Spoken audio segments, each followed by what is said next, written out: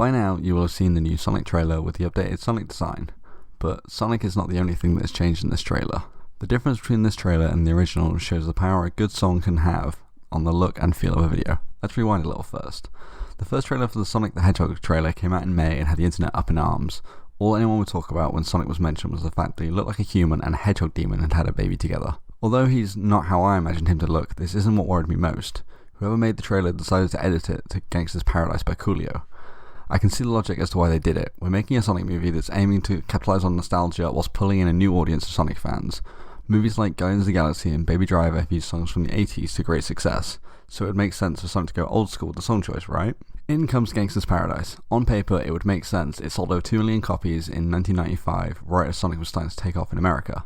The problem is, whoever chose the song for the trailer clearly didn't understand Sonic at all. Gangsta's Paradise is a very long, slow song, whereas Sonic has one core personality trait across every iteration: go fast. Now this ties into current trends in movie trailers, editing to the beat.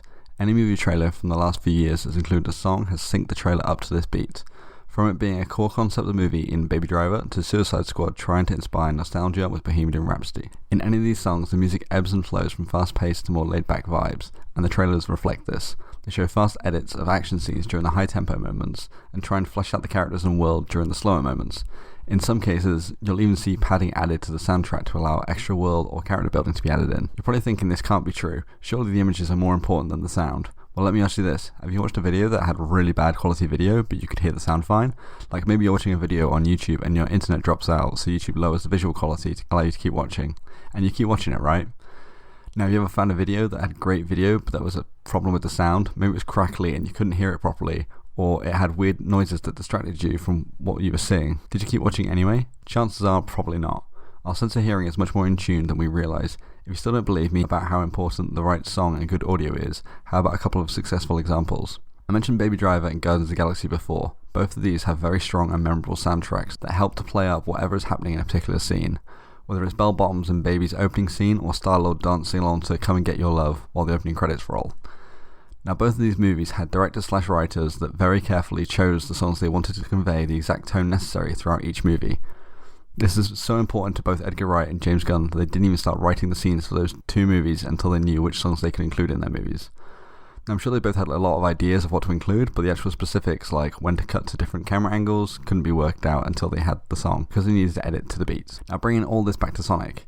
If you watch the original trailer, a lot of the scenes go on for slightly too long, making them feel overstretched. This is because it's edited to reflect the song Gangsta's Paradise, which has a tempo of 80 beats per minute. This could work for other movies, but when Sonic is all about going fast, this just feels wrong. By contrast, the new trailer starts off with a few fast-paced pop songs, sprinkled with a few video gamey sounds. Then it builds to Blitzkrieg Bop, which has a tempo of 176 beats per minute.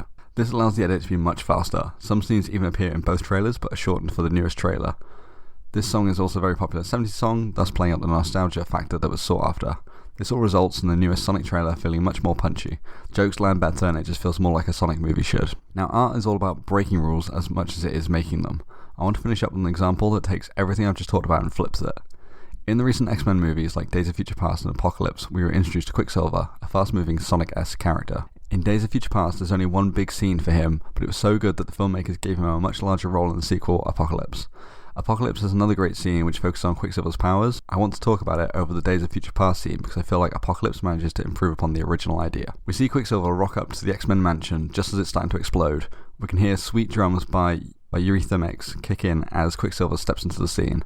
Now rather than the song being the beat that the scene is edited to, the song is used to represent the passage of time for the viewer. Quicksilver is constantly speeding up and slowing down, so it would be a little confusing for viewers to get a sense of time without something to follow along. The song also has a second purpose. It gives Quicksilver's speed a sense of weight. Quicksilver is often seen moving faster than the beat, which gives the viewer a sense of just how fast he is, and by having him slow down and move at normal human speeds at times, we can still easily follow what is happening in the scene.